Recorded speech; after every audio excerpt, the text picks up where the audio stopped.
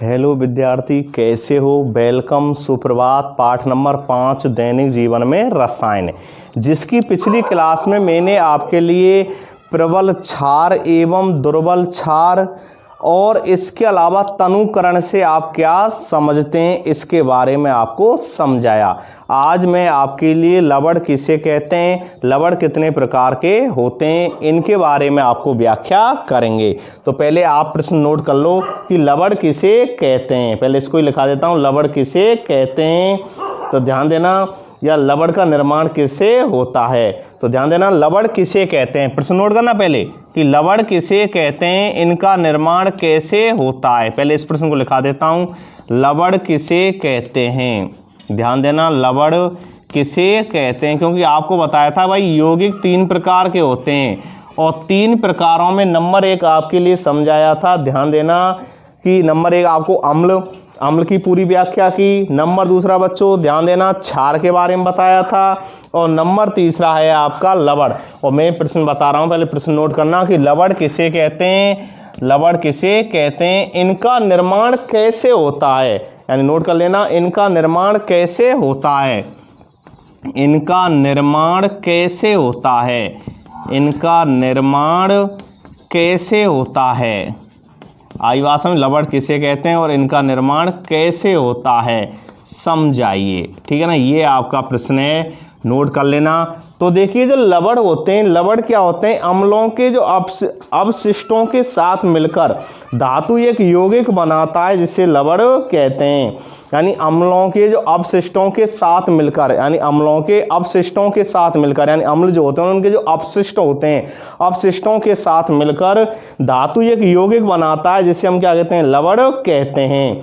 निर्माण कैसे होता है कि अम्ल और क्षार, ध्यान देना, अम्ल और क्षार जब परस्पर क्या करते हैं, क्रिया करते हैं। अम्ल और क्षार जब परस्पर क्या करते हैं, क्रिया करते हैं, तो लवण का क्या होता है, निर्माण होता है। और मैंने एक दिन आपको ये बताया भी था कि इस अभिक्रिया को हम उदासीनीकरण अभिक्रिया कहते हैं। तो पहले इसको नोट कर लो। तो देखिए, जब आपकी इसकी पूरी एक एक व्याख्या करेंगे तो ध्यान देना, उत्तर में लिखना लवण किसे कहते हैं। तो गौर देना, अम्लों के अवशिष्टों के साथ मिलकर, अम्लों के अवशिष्टों के साथ मिलकर धातु, अम्लों के अवशिष्टों के साथ मिलकर ध्यान देना, मिलकर यानी अम्लों के अवशिष्टों के साथ मिलकर धातु एक यौगिक बनाता है। अम्लों के अवशिष्टों के साथ मिलकर धातु एक यौगिक बनाता है, धातु एक यौगिक बनाता है। आई बात समझ, धातु क्या बनाता है, एक यौगिक बनाता है। ध्यान देना, धातु ये क्या बनाता है, यौगिक बनाता है। यानी लवण किसे कहते हैं, इनका निर्माण कैसे होता है। तो मैं लवण के बारे में व्याख्या कर रहा हूं। पहले आपको अम्लों के बारे में समझा दिया था। दूसरा क्षार किसे कहते हैं, पूरी व्याख्या आपको की थी। और तीसरा जो यौगिक का जो प्रकार है वो है लवण। तो लवण जो होते हैं, अम्लों के अवशिष्टों जो होते हैं, अवशिष्टों यानी अम्लों के अवशिष्टों के साथ मिलकर धातु एक यौगिक बनाता है, जिसे क्या कहते हैं, लवण कहते हैं। क्या कह देते हैं बच्चों, उसे लवण कह देते हैं। तो बच्चों ध्यान देना कि जिसे लवण कहते हैं, जिसे लवण कहते हैं। आई बात समझ में, जिसे क्या कहते हैं, लवण कहते हैं। लवण को साल्ट भी कह देते हैं आम भाषा में। और इसके जो उदाहरण है NaCl। NaCl क्या होता है, सोडियम क्लोराइड, यानी NaCl सोडियम क्लोराइड, नमक कहते हैं। खाने में जिसका सामान्यतः आप उपयोग करते हैं, नमक, NaCl। तो ये क्या है, लवण है, NaCl। एक होता है अपना यानी Na2CO3, ये अपना हो गया Na2CO3, यानी Na2SO4 है, Na2SO4। और Na2SO4 जो होता है, इसको बोलते हैं हम सोडियम सल्फेट। क्या बोल देते हैं, सोडियम सल्फेट। ये होता है CH3COONA, यानी सोडियम एसीटेट। क्या बोल देते हैं, सोडियम एसीटेट। तो लिख लेना CH3COONA, सोडियम एसीटेट। ये हो गया सोडियम क्लोराइड। क्या हो गया, सोडियम क्लोराइड, NaCl। ये हो गया सोडियम एसीटेट। एक है अपना इसमें Na2SO4, सोडियम सल्फेट। क्या है, सोडियम सल्फेट। तो ये क्या हो गए, इसके उदाहरण हो गए किसके, लवण के। परिभाषा हो गई, डेफिनेशन हो गई कि अम्लों के अवशिष्टों के साथ मिलकर धातु एक यौगिक बनाता है जिससे लवण कहते हैं। क्या कहते हैं, जिससे लवण कहते हैं। और इसके उदाहरण NaCl, NaCl क्या हो गया भाई, नमक हो गया। बच्चों ध्यान देना, तो नमक हो गया CH3COO, Na क्या हो गया, CH3COO Na हो गया सोडियम एसीटेट। और Na2SO4 क्या हो गया, सोडियम सल्फेट। क्या हो गया, सोडियम सल्फेट। तो ध्यान देना, ये क्या होते हैं, लवण होते हैं, यानी जो धातुओं के साथ मिलकर, तो ये धातु ही तो हैं अपने, Na है अपना, NaCl जो क्या है, धातुओं के साथ मिलकर, ठीक है ना। तो धातु मिलकर क्या बनाते हैं, यौगिक का निर्माण करते हैं जिसे लवण कहते हैं। इनका निर्माण कैसे होता है, तो हेड डाल लेना निर्माण। और निर्माण के बारे में मैं आपको इसमें बता रहा हूं, निर्माण में इसकी व्याख्या कर रहा हूं। तो ध्यान देना, अम्ल एवं क्षार की परस्पर क्रिया से, या अम्ल एवं क्षार की क्रिया के द्वारा क्या बनते हैं, लवण और क्या होता है, जल का क्या होता है, निर्माण होता है। और यह क्रिया उदासीनीकरण अपक्रिया के नाम से जानी जाती है। तो आप तो लिख लो निर्माण में कि अम्ल एवं क्षार की, ध्यान देना, अम्ल एवं क्षार, जो अम्ल है और क्षार है। अब आपको मैंने बता रहा था, पिछली वीडियो में मैंने कहा था कि भाई अम्ल क्या है, प्रबल अम्ल किसे कहते हैं, दुर्बल अम्ल किसे कहते हैं, प्रबल क्षार किसे कहते हैं, दुर्बल क्षार किसे कहते हैं। इनकी व्याख्या हमें उदाहरण सहित करनी बताई थी मैंने, उदाहरण सहित व्याख्या इनकी समझाई थी। तो वो अब आपको याद होनी चाहिए, वो बहुत काम आने वाली हैं, इसलिए उनको याद करो और तब आपका ये लवण वाला टॉपिक समझ में आएगा। तो देखिए निर्माण कैसे होता है, अम्ल एवं क्षार, यानी जो अपने क्या होते हैं, अम्ल एवं क्या होते हैं, क्षार होते हैं। अम्ल क्षार की परस्पर क्रिया से, अम्ल एवं क्षार की परस्पर क्रिया से,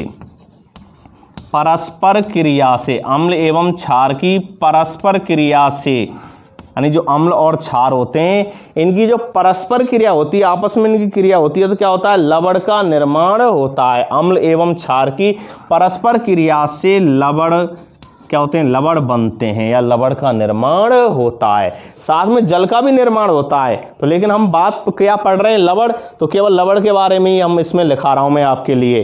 तो ध्यान देना बच्चों, अम्ल एवं क्षार की परस्पर क्रिया से लवण का निर्माण होता है। किसका निर्माण होता है, लवण का निर्माण होता है।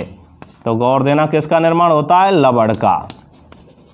लवण का निर्माण होता है। और ये क्रिया क्या कहलाती है, उदासीनीकरण अपक्रिया कहलाती है। क्या कहलाती है, उदासीनीकरण अपक्रिया। और इस क्रिया में अत्यधिक मात्रा में क्या होती है, ऊष्मा क्या होती है, उत्सर्जित होती है, इसलिए इसे ऊष्माक्षेपी अपक्रिया भी कहते हैं। पाठ नंबर 6 में इनका पूरा विस्तार है कि भाई उदासीनीकरण अपक्रिया किसे कहते हैं, ऊष्माक्षेपी अपक्रिया किसे कहते हैं। तो उदासीनीकरण अपक्रिया में तो आप सीधा सा ये ध्यान रखो, ऐसी रासायनिक अपक्रिया जिसमें अम्ल और क्षार परस्पर क्रिया करके लवण एवं जल का निर्माण करते हैं, उसे हम उदासीनीकरण अपक्रिया कहते हैं। ऊष्माक्षेपी वह रासायनिक अपक्रिया जिसमें ऊष्मा क्या होती है, उत्सर्जित होती है, वह क्या कहलाती है, ऊष्माक्षेपी। और एक होती है शोषी, वह रासायनिक अपक्रिया जिसमें ऊष्मा क्या होती है, अवशोषित होती है। क्या होती है, अवशोषित होती है, उसे ऊष्मा शोषी अपक्रिया कहते हैं। आई बात समझ में। तो फिर ये छात्राओं बोर्ड तरफ ध्यान दो। तो देखिए, अम्ल एवं क्षार की परस्पर क्रिया से लवण का क्या होता है, निर्माण होता है।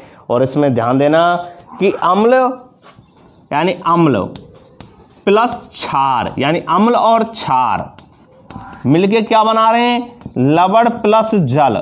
क्या बना रहे हैं, लवण प्लस जल।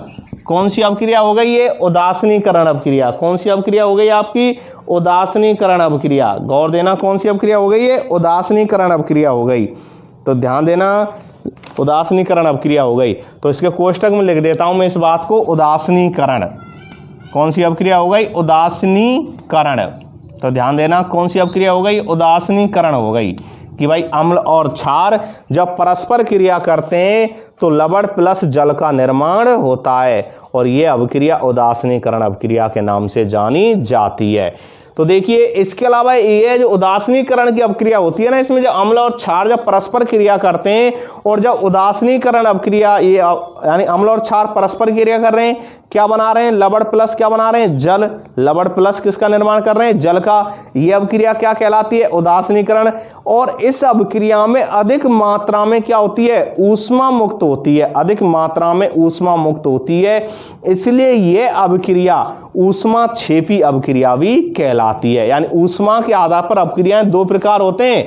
आप जब पढ़ेंगे पाठ नंबर 6 रासायनिक अपक्रिया एवं उत्प्रेरक, तो उसमें आप दो प्रकार की अपक्रिया पढ़ेंगे, ऊष्मा क्षेपी और ऊष्मा शोषी। ऊष्मा क्षेपी और ऊष्मा शोषी। तो ऊष्मा क्षेपी क्या होती है, वह रासायनिक अपक्रिया जिसमें ऊष्मा क्या होती है, उत्सर्जित होती है, ऊष्मा क्षेपी अपक्रिया कहलाती है। और वह रासायनिक अपक्रिया जिसमें ऊष्मा क्या होती है, अवशोषित होती है, उसे ऊष्मा शोषी कहते हैं। ऊष्मा शोषी और ऊष्मा क्षेपी। आई बात समझ में। अब देखिए अम्ल और क्षार परस्पर क्रिया करके क्या बना रहे हैं, लवण प्लस क्या बना रहे हैं, जल। तो एक उसका उदाहरण बता देता हूं मैं। अम्ल ले लिया हमने HCl, क्या ले लिया, HCl, और क्षार ले लिया हमने NaOH। दोनों ही प्रबल हैं। NaOH भी कैसा क्षार होता है, प्रबल। HCl भी कैसा होता है, प्रबल। मैंने बताया था हसना कैसा है, प्रबल। यानी प्रबल अम्ल का जब मैं उदाहरण दे रहा था तो उसमें बताया था हसना प्रबल है। हा से हाइड्रोक्लोरिक अम्ल, सा से सल्फ्यूरिक अम्ल यानी H2SO4, और ना से नाइट्रिक अम्ल HNO3। और इसके अलावा क्षारों में आपको बताया था प्रबल क्षार कौन कौन से होते हैं, NaOH और KOH। NaOH sodium hydroxide, KOH potassium hydroxide. तो देखिए भाई HCl प्लस NaOH क्या बना देते हैं, NaCl, NaCl प्लस H2O क्या बना देते हैं, NaCl। NaCl क्या हो गया, सोडियम क्लोराइड हो गया, क्या हो गया, सोडियम क्लोराइड। और H2O क्या हो गया, जल। अब देखिए इन अपक्रियाओं को आप जब लिखते हैं तो इसकी भी एक ट्रिक्स है।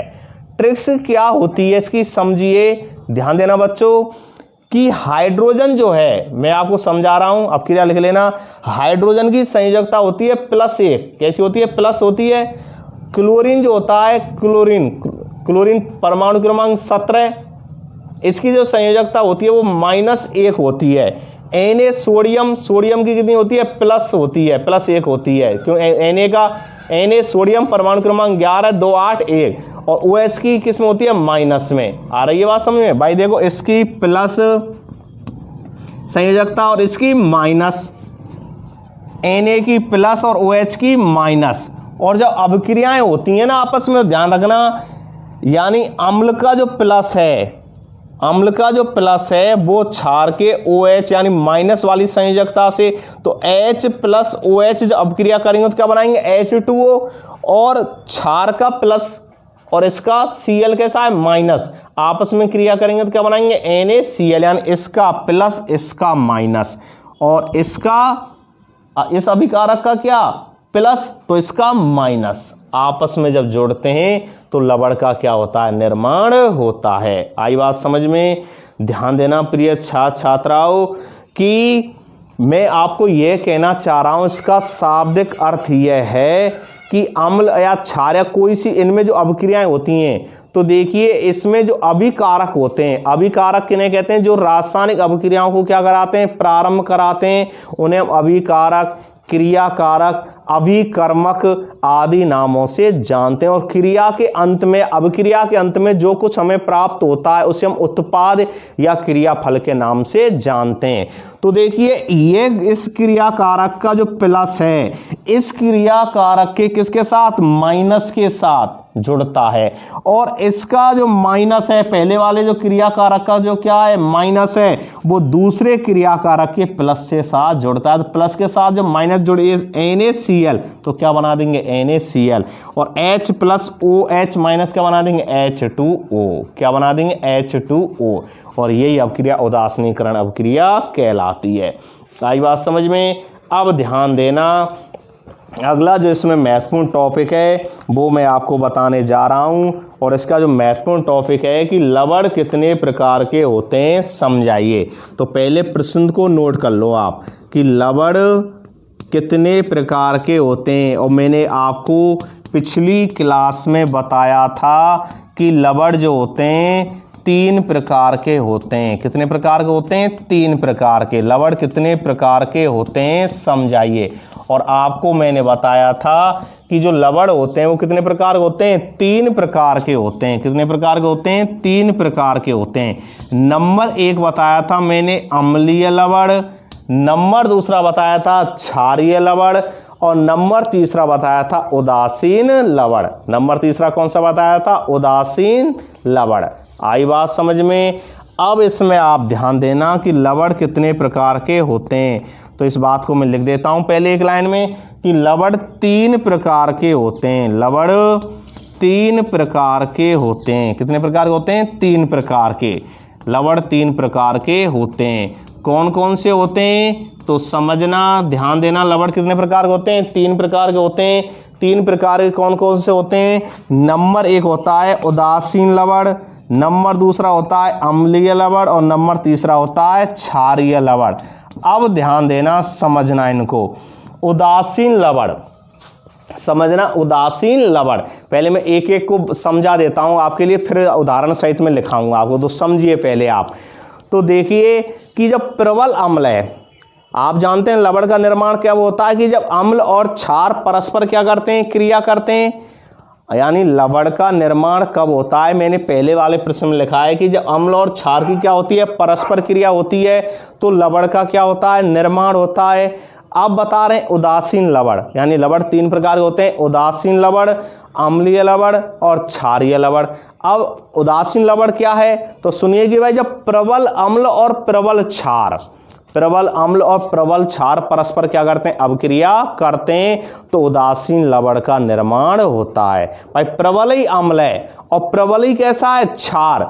तो आप जानते हैं प्रबल प्रबल दोनों हैं, तो दोनों आपस में एक दूसरे गुणों को क्या कर देंगे? समाप्त कर देंगे। एक दूसरे गुणों को क्या कर देते हैं? खो देते हैं। भाई उदासीनीकरण जो अभिक्रिया है ना प्रिय छात्रा, उदासीनीकरण अभिक्रिया का अर्थ यही है कि अम्ल और क्षार अपने अपने गुणों को खो देते हैं। अपने अपने गुणों को खोने का क्या होता है? इनमें सामर्थ्य होता है। अम्ल और क्षार परस्पर क्रिया कर रहे हैं, तो अम्ल कह रहा है भाई क्षार से, भाई तू अपने गुणों को भूल जा। क्षार के गुण क्या हैं? क्षार के प्रारंभिक गुण होते हैं भाई, जैसे मैंने बताया स्वाद में कड़वे होते हैं, और छालानी, छालानी के बारे में बताया। क्षार जो होते हैं लाल लिटमस पत्र को नीला कर देते हैं। अब क्षार अपने भूल गए अपने गुणों को, तो अम्ल से कह रहा है क्षार भाई तू भी अपने गुणों को भूल जा। क्षार के कौन कौन, अम्ल के कौन कौन से गुण होते हैं? प्रारंभिक, अम्ल के प्रारंभिक गुण है कि वो स्वाद में कैसे होते हैं? खट्टे होते हैं, और नीले लिटमस पत्र को कैसा कर देते हैं? लाल कर देते हैं। तो दोनों आपस में एक दूसरे से कह रहे हैं भाई तू अपने गुणों को भूल जा, मैं अपने गुणों को भूल जाता हूं। आ रही बात समझ? तुम अपने गुणों को भूल जाओ, मैं अपने गुणों को भूल जाता हूं। जब दोनों अपने अपने गुणों को भूल जाते हैं तो कैसे हो जाते हैं? उदासीन हो जाते हैं। ना कोई प्रबल ना कोई कैसा दुर्बल, कुछ नहीं रहता है। कैसे हो जाते हैं? उदासीन हो जाते हैं। आई बात में? तो जब प्रबल अम्ल और प्रबल ही क्षार परस्पर क्रिया करते हैं तो उदासीन लवण का निर्माण होता है। या दुर्बल अम्ल और दुर्बल क्षार जब आपस में क्रिया करते हैं तो उदासीन लवण का निर्माण होता है। नंबर 1 बात। अब सुनिए अम्लीय लवण। अम्लीय लवण में क्या होता है कि भाई प्रबल अम्ल है, अम्ल कैसा है? प्रबल, और क्षार कैसा है? दुर्बल। तो लवण कैसा बनेगा? अम्लीय बनेगा। पाठ नंबर 3 जेनेटिक्स, आनुवांशिकी, प्रभावता का नियम। और प्रभावता के नियम में क्या बताया गया था कि भाई प्रभावी लक्षण ही प्रकट होते हैं। क्या होते हैं? प्रभावी लक्षण ही प्रकट होते हैं। अब प्रभावी लक्षण कौन से हैं? आ रही बात समझ? प्रभावी लक्षण कौन से हैं? ये प्रभावी लक्षण ही तो हो गए। कौन से? कि भाई अम्ल कैसा है? प्रबल। क्षार कैसा है? दुर्बल। तो कौन से गुण प्रकट होंगे? अम्ली कौन से होंगे? प्रबल अम्ल वाले। तो कौन सा लवण बन जाएगा? अम्लीय लवण, क्योंकि प्रभावता में केवल प्रभावी लक्षण प्रकट होते हैं। तो प्रभावी कौन है इसमें? प्रबल वाला है, मजबूत, स्ट्रांग प्रबल। तो प्रबल जो है तो कौन से अम्ल, कौन से लवण बनेंगे? अम्लीय लवण बनेंगे। अब क्षारीय में सुनो, क्षारीय में क्या होता है? विपरीत हो जाता है। अम्ल कैसे रहेंगे भाई? दुर्बल। अम्ल कैसे रहेंगे? दुर्बल। आ रही है बच्चों समझ में? अम्ल कैसे? दुर्बल। क्षार कैसे? प्रबल। कैसे? प्रबल। तो कैसा लवण बनेगा? क्षारीय लवण बनेगा। क्यों? अम्ल कैसा है? दुर्बल। क्षार कैसा है? प्रबल। किसके गुण प्रकट होंगे? प्रबल क्षार के। अब प्रबल क्षार के गुण प्रकट होंगे तो कैसा बनेगा? क्षारीय। और आप जानते हैं अम्ल और क्षार परस्पर क्रिया करते हैं तो क्या बनता है? लवण। तो कैसे लवण हो गए? क्षारीय। इस तरह लवणों का क्या होता है? निर्माण होता है।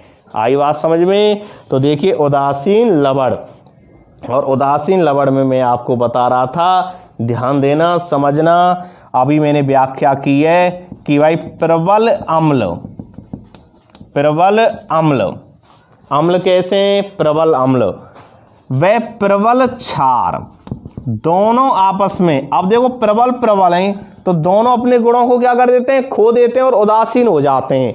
तो प्रबल अम्ल व प्रबल क्षार से मिलकर बने लवण, प्रबल अम्ल व प्रबल क्षार से मिलकर बने लवण, मिलकर बने लवण, प्रबल क्षार से मिलकर बने लवण उदासीन होते हैं। से मिलकर बने लवण उदासीन होते हैं। कैसे होते हैं? उदासीन। उदासीन होते हैं। कैसे होते हैं? उदासीन होते हैं। आई बात समझ में? क्योंकि भाई दोनों अपने अपने गुणों को क्या कर देते हैं? खो देते हैं। आई बात समझ में? तो बच्चों ध्यान देना कि अम्ल कैसे हैं? अपने अम्ल हो गए अपने प्रबल, और क्षार भी कैसे हैं? प्रबल। अब इनसे बने जो लवण होते हैं वो कैसे होते हैं? उदासीन होते हैं। उदासीन होते हैं। अब इनका अगर मैं पीएच की व्याख्या करूं तो इनका पीएच लगभग कितना होगा? 7 होगा। इनका पीएच मान लगभग 7 होता है। इनका पीएच मान लगभग 7 होता है, क्योंकि आप जानते हैं जिनका पीएच 7 होता है वो कैसे होते हैं? उदासीन होते हैं। कैसे होते हैं? उदासीन होते हैं। और जिनका 7 से कम होता है वे अम्लीय, और 7 से अधिक होता है तो क्षारीय। तो इनका पीएच मान लगभग कितना होता है? 7 होता है। आई बात समझ में? इनका पीएच मान लगभग कितना होता है? 7 होता है। उदाहरण कौन कौन से उदासीन लवण के? जैसे NaCl, NaCl क्या हो गया? Sodium chloride. KCl क्या हो गया? Potassium chloride. क्या हो गया? Potassium chloride. Potassium chloride. अब देखो उदाहरण इसका एक अभिक्रिया देख लो। HCl कैसा है? प्रबल अम्ल है। और NaOH ये भी कैसा है? प्रबल क्षार है। तो क्या बना देंगे? NaCl plus H2O। तो देखिए प्रबल अम्ल, और ये कैसा है? प्रबल क्षार। कैसा है? प्रबल क्षार, यानी प्रबल अम्ल है और प्रबल कैसा है? क्षार है। प्रबल अम्ल है और ये कैसा है? प्रबल क्षार है। NaOH क्या बना देंगे? उदासीन। क्योंकि अम्ल और क्षार जब परस्पर क्रिया करते हैं तो अपने गुणों को क्या कर देते हैं? भूल जाते हैं, अपने गुणों को खो देते हैं। इसलिए अवक्रिया क्या कहलाती है? उदासीनीकरण अवक्रिया। तो कैसा लवण बना है? उदासीन लवण बना है। कैसा लवण बना है? उदासीन लवण बना है। आई बात समझ में? तो उदासीन लवण प्रबल अम्ल व प्रबल क्षार से मिलकर बने लवण उदासीन होते हैं। इनका पीएच मान 7 से कैसा होता है? 7 होता है लगभग। उदाहरण NaCl, KCl। तो देखो HCl कैसा है? प्रबल। NaOH कैसा है? प्रबल। और मैंने बताया प्रबल जो होते हैं तो भाई ये भी प्रबल और ये भी प्रबल, तो अपने गुणों को क्या हो जाते हैं? भूल जाते हैं। भाई तू अपने गुणों को भूल जा, मैंने उदाहरण बताया, और तू अपने को भूल जा, दोनों आपस में भूल जाते हैं तो उदासीन लवण का क्या हो जाता है? निर्माण हो जाता है। आगे चलिए, अगला है इसमें क्षारीय लवण। तो देखते हैं क्षारीय लवण के बारे में। तो देखिए क्षारीय लवण कैसे हैं? क्षारीय लवण, प्रश्न था लवण कितने प्रकार के होते हैं, समझाइए। तो लवण कितने प्रकार के होते हैं? 3। तो नंबर 1 समझा दिया आपके लिए, उदासीन लवण। नंबर दूसरा जो इसमें है, दूसरा है इसमें क्षारीय लवण। तो देखिए क्षारीय लवण का निर्माण कैसे होता है, मैंने समझाया था कि प्रबल अम्ल, अम्ल कैसे होंगे? प्रबल होंगे। प्रबल अम्ल व, यानी अम्ल कैसे होंगे? प्रबल होंगे। प्रबल अम्ल व दुर्बल अम्ल, यानी प्रबल कैसे? अम्ल हैं। और क्षार कैसे होंगे? क्षार अपने, यानी ध्यान देना, क्षारीय लवण। तो क्षारीय लवण में क्षार कैसा होगा, पहले इसको क्षार करो। क्षार कैसे होंगे, प्रबल। तो प्रबल क्षार, ध्यान देना, क्षारी लवण पढ़ रहे हैं तो कैसे लवण होंगे, प्रबल होंगे। तो देखिए प्रबल क्षार, ध्यान देना, प्रबल क्षार व दुर्बल अम्ल से मिलकर, व दुर्बल अम्ल से मिलकर, अम्ल कैसे होंगे, दुर्बल होंगे। तो दुर्बल अम्ल से मिलकर, प्रबल क्षार व दुर्बल अम्ल से मिलकर बने लवण प्रबल क्षार। क्षार कैसे होंगे, प्रबल होंगे। क्षार कैसे होते हैं, प्रबल होते हैं। कैसे होते हैं, प्रबल, क्योंकि क्षारीय लवण। और मैंने बताया था प्रभावता के अनुसार तो प्रभावी गुण ही प्रकट होंगे, तो प्रभावी गुण प्रकट होंगे तो कैसे लवण बनेंगे, क्षारीय लवण बनेंगे। कैसे बनेंगे, क्षारीय। तो नोट करना, प्रबल क्षार व दुर्बल अम्ल से मिलकर बने लवण, से मिलकर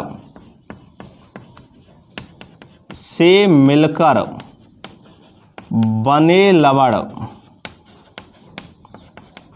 यानी प्रबल क्षार व दुर्बल अम्ल से मिलकर बने लवण, दुर्बल अम्ल से मिलकर बने लवण क्षारीय प्रकृति के होते हैं। यानी कैसा स्वभाव होता है उनका, क्षारीय होता है, क्षारीय प्रकृति के होते हैं। तो नोट करना इस बात को, क्षारीय प्रकृति के होते हैं।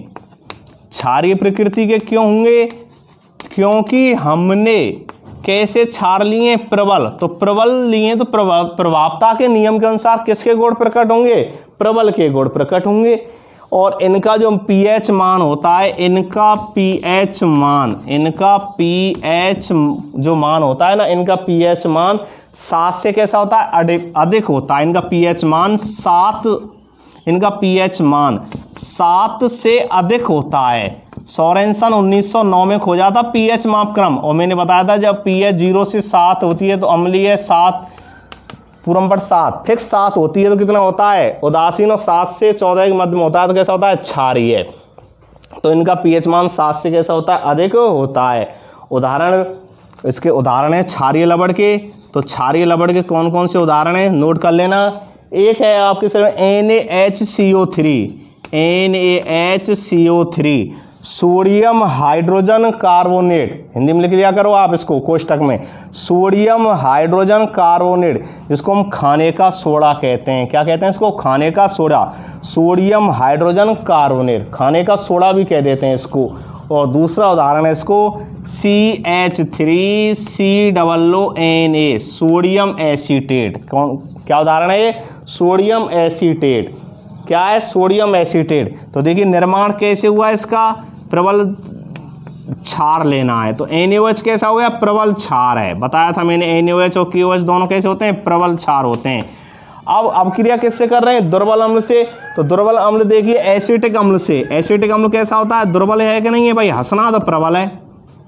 हंसना, हा से हाइड्रोक्लोरिक अम्ल, सा से सल्फ्यूरिक अम्ल और ना से नाइट्रिक अम्ल, ये तो कैसे अम्ल होते हैं, प्रबल होते हैं। से जो है वो कैसे हैं, सब दुर्बल। तो ये कैसा अम्ल हो गया, दुर्बल अम्ल हो गया, HCH3COOH, जिसको हम एसिटिक अम्ल सिरके में पाया जाता है। किस में पाया जाता है, सिरके में। अब देखिए अब क्रिया कर रहा है तो देखिए क्या बनाएगा, CH3COONA+H2O। तो ये कैसा लवण है, ये क्षारीय लवण है। क्या है, क्षारीय लवण बना। और क्या बना, जल बना, जिसका क्या नाम है, इसका नाम है सोडियम एसीटेट। क्या है, सोडियम एसीटेट, सोडियम एसीटेट। आई बात हम, सोडियम एसीटेट। और ये क्या हो गया, एसिटिक अम्ल। क्या हो गया, एसिटिक अम्ल। और NaOH क्या हो गया, सोडियम हाइड्रोक्साइड। pH कैसी है, 7 से कैसी है, अधिक है। आई बात, सोडियम एसीटेट हो गया ये। तो देखिए वही बात मैं इसको बताऊं कैसे निकल के आया। तो सुनिए भाई, Na सोडियम की संयोजकता किस में होती है, प्लस में। ये बस समझने के लिए, किसमें, समझने के लिए। देखो सोडियम की संयोजकता किसमें, प्लस में। और OH की संयोजकता किसमें होती है, माइनस में। CH3COO एसीटेट होता है, इसकी संयोजकता होती है माइनस में। और हाइड्रोजन किसमें होती है, प्लस में। तो देखो इसका प्लस, इसका माइनस, जुड़ेगा नहीं जुड़ेगा, एक अभिकारक का प्लस दूसरे अभिकारक के माइनस के साथ जुड़ता है। तो देखो CH3COO पूरा एक ही है, CH3COO एसीटेट बोलते हैं इसको, एसीटेट। तो क्या जुड़ गया, Na, तो क्या बन गया, CH3COONA। इधर शेष क्या बचा भाई, H की संयोजकता किस में, प्लस में, और इधर OH की किस में, माइनस में, तो क्या बन जाएगा H2O। क्या बन जाएगा H2O। आई बात समझ में। अगला है इसका अम्लीय लवण। तीसरे लवण कौन से हैं अपने, अम्लीय लवण। तो देखिए अम्लीय लवण में लिखना, गौर देना, अम्लीय लवण, समझिए अम्लीय लवण। तो देखिए अम्लीय लवण में क्या होगा, अम्लीय लवण में क्या होंगे, क्षार कैसे होंगे, दुर्बल क्षार होंगे, दुर्बल क्षार, दुर्बल क्षार। व प्रबल अम्ल, अम्ल कैसे होंगे, प्रबल होंगे, प्रबल अम्ल से मिलकर, से मिलकर। आ रही बात समझ में। दुर्बल कैसे होंगे, क्षार होंगे, अम्ल कैसे होंगे, प्रबल होंगे। तो दुर्बल क्षार व प्रबल अम्ल से मिलकर बने लवण, से मिलकर बने लवण, से मिलकर बने लवण कैसे होते हैं, अम्लीय प्रकृति के होते हैं। कैसे होते हैं, अम्लीय प्रकृति के होते हैं, अम्लीय प्रकृति के होते हैं, अम्लीय प्रकृति के होते हैं। कैसे प्रकृति के होते हैं, अम्लीय प्रकृति के होते हैं। और इनका जो pH मान होता है, लिख लेना इस बात को, इनका pH मान, इनका pH मान 7 से कम होता है। कैसा होता है, 7 से कम होता है। उदाहरण, उदाहरण लिख लेना इसमें, यानी NH4Cl, NH4Cl यानी सोडियम, वो ammonium chloride, NH4 ammonium chloride, NH4 ammonium हो गया, मैंने बताया था। Cl क्या हो गया, क्लोरीन, तो अमोनियम क्लोराइड। और दूसरा क्या हो गया, MgCl2 मैग्नीशियम क्लोराइड। क्या हो गया, मैग्नीशियम क्लोराइड। निर्माण कैसे होगा, क्षार कैसा लेना है, दुर्बल लेना है। अब दुर्बल क्षार और अम्ल कैसा लेना है, प्रबल, तो प्रबल अम्ल ले लो। HCl कैसा अम्ल हो गया, प्रबल अम्ल हो गया। कैसा अम्ल हो गया, प्रबल अम्ल हो गया। प्लस अब दुर्बल क्षार लेना है, दुर्बल हो गया NH4OH अमोनियम हाइड्रोक्साइड। क्या हो गया, अमोनियम हाइड्रोक्साइड। और अमोनियम हाइड्रोक्साइड कैसा क्षार होता है, दुर्बल क्षार होता है। कैसा होता है, दुर्बल क्षार होता है। अब क्रियावाद क्या बनाएंगे, देखो इसकी संयोजकता प्लस में, इसकी माइनस में, इसकी प्लस में और इसकी माइनस में। तो देखो इसका प्लस, इसका माइनस, दूसरे अभिकारक का प्लस तो इसका माइनस। तो देखो क्या बन जाएगा, प्लस पहले आता है तो NH4Cl और क्या आ जाएगा H2O। तो कैसा बना ये, अम्लीय लवण। कैसा बना ये, अम्लीय लवण।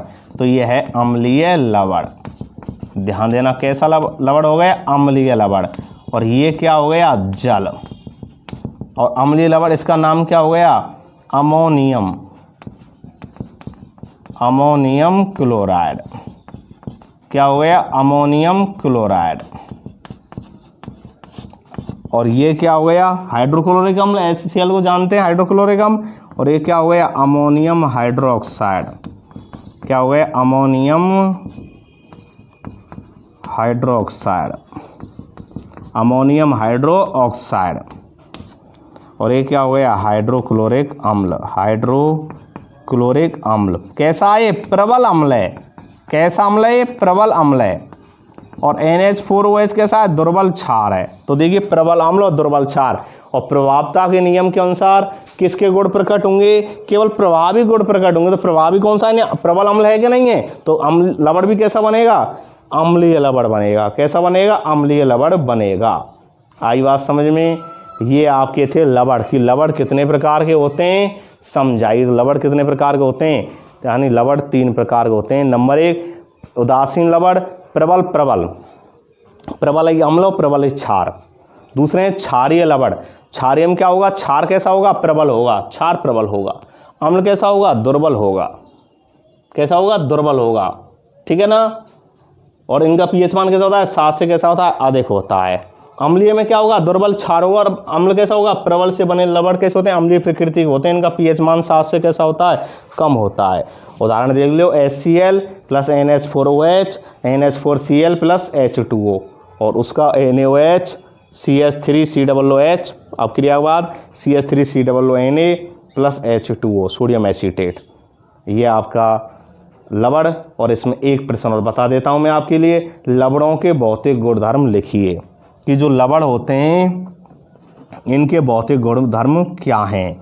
तो नोट करना प्रश्न को, लवणों के भौतिक गुणधर्म लिखिए, लवणों के भौतिक गुणधर्म लिखिए, लवणों के भौतिक गुणधर्म लिखिए। यह प्रश्न है आपका, लवणों के भौतिक गुणधर्म लिखिए। तो लवणों के भौतिक गुणधर्म कौन कौन से होते हैं? नंबर 1, लवण कैसे होते हैं? उदासीन होते हैं। तो नंबर 1 पॉइंट लिख लेना, यानी नंबर 1 पॉइंट क्या लिख लेंगे? इनकी प्रकृति कैसी होती है? उदासीन होती है। तो नंबर 1 पॉइंट लिख लो, इनकी प्रकृति उदासीन होती है। कैसी होती है? उदासीन होती है। इनकी प्रकृति उदासीन होती है। नंबर 1 बात, कैसी होती है इनकी प्रकृति? उदासीन होती है। इनकी प्रकृति कैसी होती है? उदासीन होती है। नंबर 2, लवणों के जो गलनांक और क्वथनांक होते हैं, सेकंड पॉइंट लिख लेना, दूसरा पॉइंट है इनका, लवणों के गलनांक और क्वथनांक होते हैं। लवणों के गलनांक मतलब गलना, और क्वथनांक मतलब उबलना। गलनांक मतलब गलना और क्वथनांक मतलब उबलना। तो लवणों के गलनांक और जो क्वथनांक होते हैं वो कैसे होते हैं? उच्च होते हैं। लवणों के गलनांक व क्वथनांक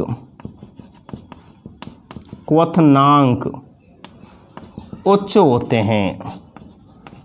कैसे होते हैं? उच्च होते हैं। यानी लवणों के गलनांक एवं क्वथनांक कैसे होते हैं? उच्च होते हैं। यानी इनके नंबर 1 पॉइंट हो गया, इनकी प्रकृति कैसी होती है? उदासीन होती है। नंबर 2 क्या हो गया? लवणों के गलनांक और क्वथनांक कैसे होते हैं? उच्च होते हैं। और नंबर 3 है कि लवण जो होते हैं क्रिस्टल के रूप में पाए जाते हैं।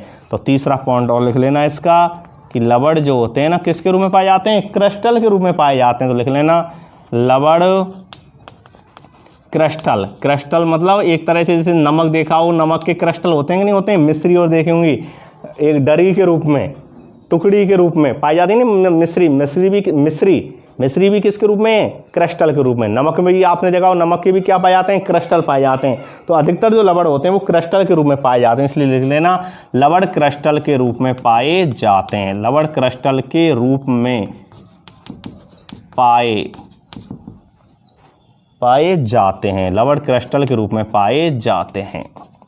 किसके रूप में पाए जाते हैं? क्रिस्टल के रूप में पाए जाते हैं। तो प्रश्न था आपका कि भाई लवण जो होते हैं इनके, यानी लवणों के गलनांक कैसे होते हैं? उच्च गलनांक होते हैं। उच्च ही कैसे होते हैं? क्वथनांक होते हैं। ये क्रिस्टल के रूप में पाए जाते हैं। और इनकी प्रकृति कैसी होती है? उदासीन होती है। कैसी होती है? उदासीन होती है। और ये था आपका लवण। कितने प्रकार होते हैं? 3।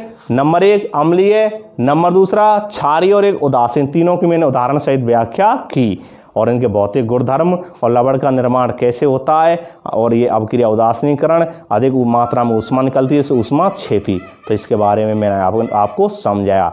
नेक्स्ट टॉपिक जो है इसमें क्रिस्टलन जल के बारे में बताना है। तो क्रिस्टलन जल के बारे में नेक्स्ट अगले क्लास में बताएंगे।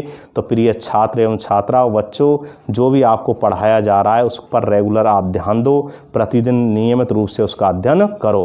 क्योंकि कई बार मैं पहले भी वीडियो में कहा या फिर कह रहा हूँ, केमिस्ट्री को ध्यान से समझो, बहुत महत्वपूर्ण पार्ट्स होती है अपनी साइंस की ये, और बहुत महत्वपूर्ण बारीकी से हर टॉपिक को समझा करो।